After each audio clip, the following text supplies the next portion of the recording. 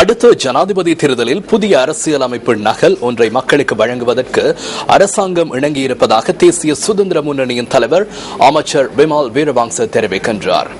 ஊடக நெறிமுறை கட்டமைப்பு ஒன்றை முன்வைப்பதற்கான கோரிக்கைக்கு அரசாங்கம் இணக்கம் தெரிவித்துள்ளதாக அவர் குறிப்பிட்டார்.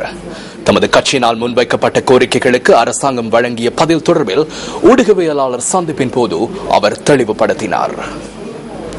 අපේ යෝජනාව අනුව මේ ක්‍රියාකාරී සැලැස්මෙන් ජනාධිපතිතුමන් එකඟ වෙලා තිබෙනවා.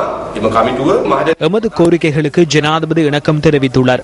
மக்களுக்கு முழுமையான முறையில் உரிமைகளை வழங்குவதோடு பொருளாதார நடவடிக்கைகளை மேம்படுத்தும் நோக்கில் புதிய அரசியலமைப்பு உருவாக்கப்பட வேண்டும். அது தொடர்பில் மக்களின் கருத்துக்கள் பெற்றுக் கொள்ளப்படுவதுடன் அது குறித்து பாராளுமன்ற தெரிவுக்குழு ஊடாக முன்வைப்பதன் மூலம் அடுத்த ஜனாதிபதி தேர்தலின் போது மக்களின் அனுமதிக்காக வழங்கப்பட வேண்டும் என்றும் கோரிக்கை விடுத்தோம். ஊடகங்களுக்காக ஊடக தர்மம் ஒன்று முன்வைக்க வேண்டும். மக்களின் நலனுக்காக கருத்துக்களை தெரிவிக்கின்ற உரிமைக்கு இடையூறு விளைவிக்க கூடாது என்பதை அடைப்புக்குறிக்குள் குறிப்பிட்டுள்ளோம்.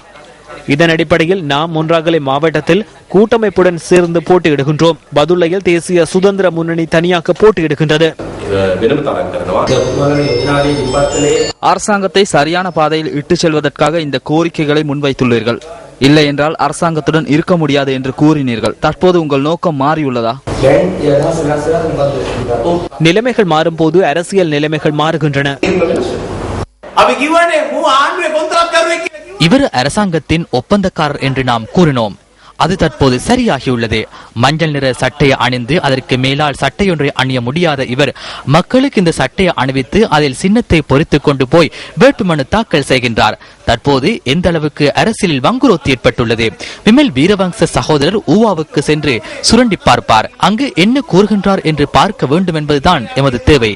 சுரண்டுவது சரிவராது என்பதனால் அரசாங்கத்துடன் இணைந்து கொண்டுள்ளார். பசில் அமைச்சரே, அவருக்கு செல்வதற்கு கொஞ்சம் அனுமதி வழங்கியிருக்கலாம். சென்று வந்தால் தெரியும் எத்தனை வாக்குகள் கிடைக்கும் என்று.